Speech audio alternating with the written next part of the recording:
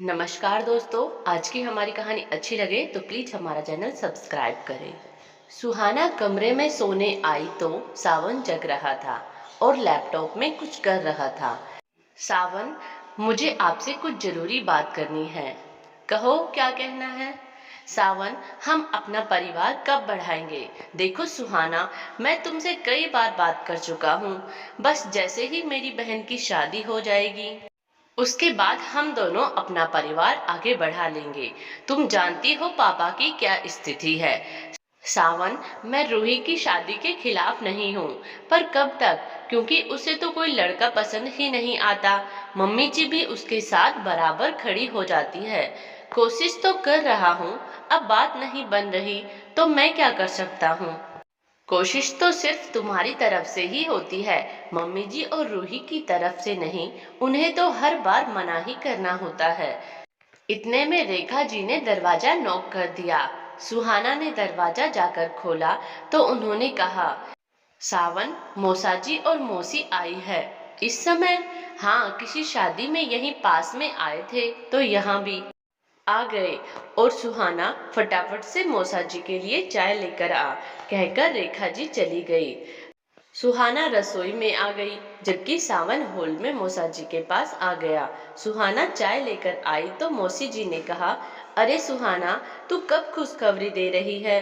तेरे साथ वाली के तो सबके बच्चे भी हो गए। सुहाना कुछ कह पाती इससे पहले रेखा जी ने कहा, माँ बन जाएगी तो शौक पूरे कैसे होंगे? अभी तो कमाने के नाम पर शौक पूरे करने निकल जाती है। सुनकर सुहाना की आंखों में आंसू आ गए। उसने सावन की तरफ देखा जैसे कह रही हो कि मेरी क्या गलती थी। एक पल को भी लगा अगर मैं चुप रह गई तो जिंदगी भर ही सुनती रहूंगी। सही कहा माँ जी आपने। मैं अपने शौक पूरे करने ही जाती हूँ, इसीलिए मैं सुबह से शाम तक काम में लगी रहती हूँ। पहले घर का काम करके जाती हूँ, फिर जॉब करती हूँ और वहाँ से आने के बाद दोबारा घर का काम करने में लग जाती हूँ। आप तो मेरा हर काम आगे से आगे तैयार रखते हो, इसीलिए तो यह सब करने में मुझे बहुत मजा आता है। वैसे भी औरत का कमाना शौक ही होता है। कहकर सुहाना अपने कमरे में चली गई। हॉल में खामोशी छा गई और उस खामोशी को सावन ने तोड़ा। यह गलत है माँ, आप अच्छी तरह से जानती हो कि हम रूही की शादी के लिए रुके हुए हैं। पहले उसकी शादी हो जाए उसके बाद हम फैमिली प्लान करेंगे। लेकिन बजाय हमें सपोर्ट करने के आप अपनी बहू को ही ताने मार रहे हो। मुझे आपसे यह उम्मीद नहीं थी। कम से कम जो आपका साथ दे रहा है तो उसका साथ दे दो। अगर सुहाना और मैं सेल्फिश हो गए तो आप अच्छी तरह से जानती हो क्या होगा। और मौसी जी, आपको बता दूं, सुहाना कोई शौक पूरे करने के लिए नहीं कमाती।